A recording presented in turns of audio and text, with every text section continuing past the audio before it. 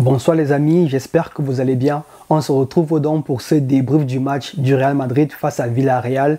Le Real Madrid s'impose donc ce soir 2-0 avec un but de Vinicius et un but de Valverde. Donc les gars, dans ce débrief, on va parler déjà du 11 de départ d'Ancelotti, ce qu'il a changé, comment l'équipe s'est comportée. Ensuite, on va essayer d'évoquer les performances de certains joueurs. Et enfin, on va terminer par notre traditionnel top et flop. Donc les gars, si vous ne me connaissez pas, sachez que moi c'est Bernito, j'ai fait des débriefs de matchs sur le Real Madrid et je parle également de l'actualité autour du Real Madrid.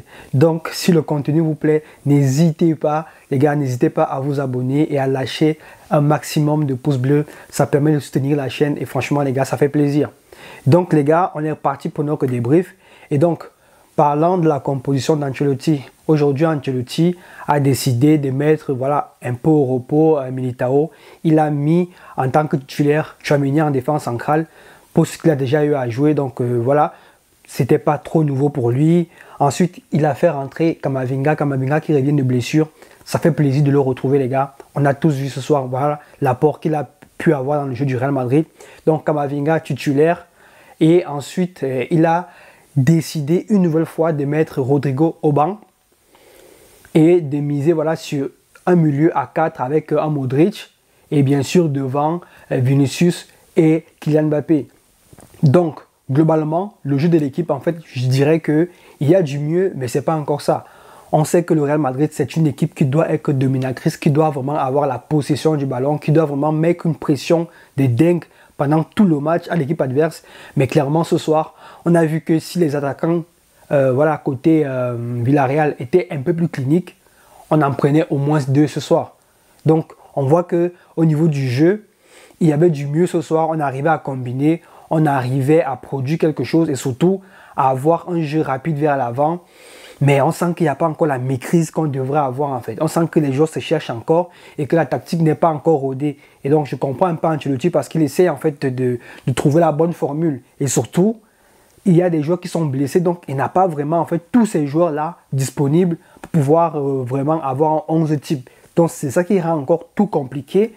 Donc ce soir, j'ai trouvé que l'apport, par exemple, d'un Camavinga était bénéfique pour l'équipe. C'est la raison pour laquelle je disais dans certaines vidéos que Camavinga, je pense que ce sera vraiment lui le joueur qui va apporter cette fluidité-là qui manque au milieu de terrain C'est-à-dire qu'il y a des joueurs très bons dans la récupération. Je parle ici de Valverde, qui participent dans les phases offensives, Valverde toujours, qui sont très bons dans la créativité lorsqu'ils sont vraiment très hauts sur le terrain, Bellingham par exemple, et qui défendent également.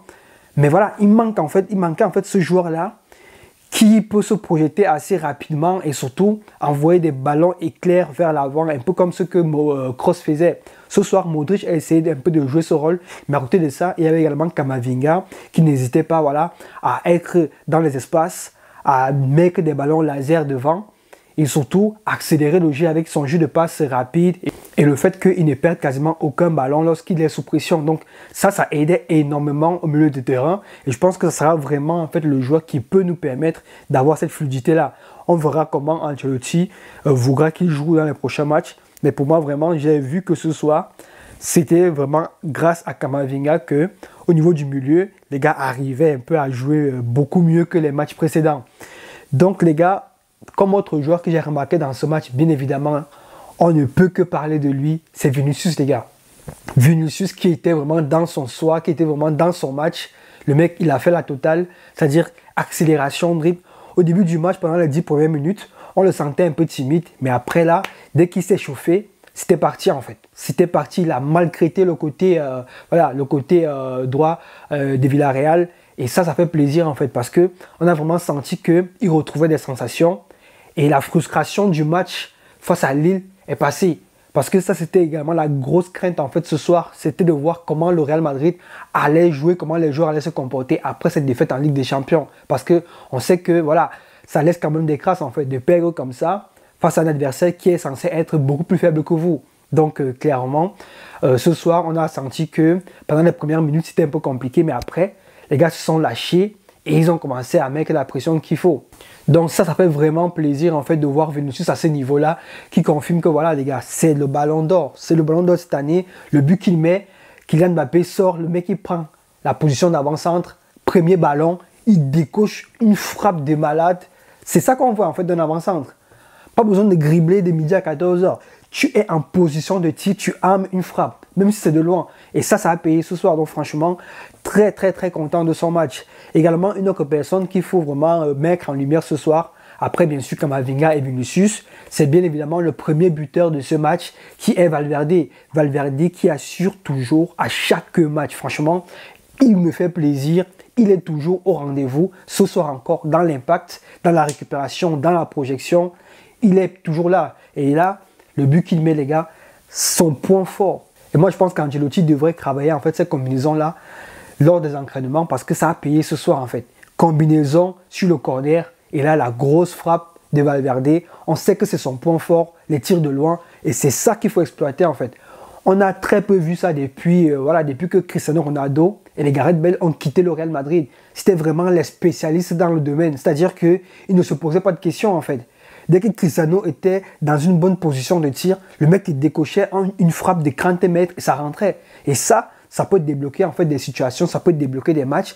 Mais on voit très peu ça en fait depuis quelques années parce que tout le monde veut aller rentrer avec le ballon dans les cages. Et heureusement que voilà, on a un Valverde ce soir qui, grâce à ce but, commence à faire douter Villarreal qui était pourtant bien parti dans son match. Et ça a permis vraiment que le Real puisse dérouler un peu mieux derrière en fait. Donc Valverde, qui est élu également homme du match, a fait plaisir ce soir. Comme d'habitude, il est toujours au rendez-vous. Et ça, c'est une très bonne chose de pouvoir compter sur ce genre de joueur, surtout dans l'entre-jeu. Et enfin, les gars, je voulais évoquer rapidement, mine de rien, le bon match de Modric. Modric qui s'est fait vieux, honnêtement. Voilà, on voit bien comment ça devient compliqué de plus en plus. Mais ce soir, correct, il a essayé de jouer un peu le rôle de Kroos, c'est-à-dire de changer des côtés, d'aérer un peu le jeu, de mettre un tempo en fait à ce match. Et voilà, dans l'ensemble, c'était plutôt correct en fait. Donc franchement, bon match de Modric également. Maintenant les gars, on va parler des tops et des flops. Dans les tops, bien évidemment, Valverde, Camavinga pour moi. Ça c'est que mon avis bien sûr. Et enfin Vinicius, qui ont fait un gros match, qui ont fait des gros matchs ce soir. Voilà, dans les flops, honnêtement, la seule personne que je trouve quand même qui était à côté de son match, c'est Kylian Mbappé.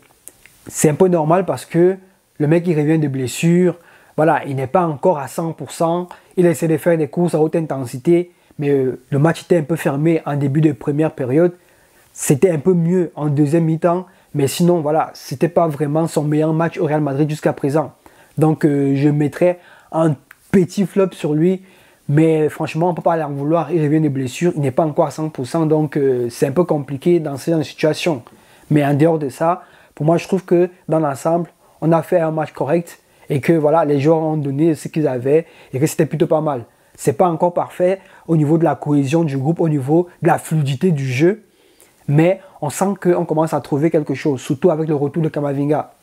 Donc vous pourrez également me dire en commentaire, les gars, qui vous mettrez pour vous en top et en flop. Et je vais terminer, les gars, par le petit mot pour Carvajal. J'espère vraiment, les gars, j'espère vraiment que c'est pas si grave que ça. Et que, voilà, il pourra revenir rapidement, mais que c'est pas la fin de la saison. Parce que, vu comment Carvajal criait après, voilà, ce choc-là, après avoir tiré dans le vide, vu comment il criait par rapport à son genou, les gars, ça sent le ligament croisé, ça sent la fin de la saison, en fait. Et franchement, une saison sans Carvajal, à ce poste-là, sachant qu'on n'a pas vraiment de vrais remplaçants, on n'a que Vasquez qui, offensivement, voilà, Vasquez, il est intéressant, mais défensivement, c'est pas possible en fait. On ne peut pas compter sur lui dans des gros matchs où il y aura vraiment de l'enjeu et tout. Donc, comment on va faire si Vasquez, si Carvajal est blessé jusqu'à la fin de saison? Honnêtement, je me pose la question. Je ne sais pas comment ça va se passer. Le Real sera peut-être obligé de recruter urgemment quelqu'un à ce poste-là, mais franchement les gars, c'est très inquiétant. C'est très inquiétant de sortir sur ce match. Donc les gars, c'est tout pour ce débrief. N'hésitez pas à lâcher un pouce bleu et à vous abonner si la vidéo vous a plu. Et moi je vous dis à la prochaine et portez-vous bien.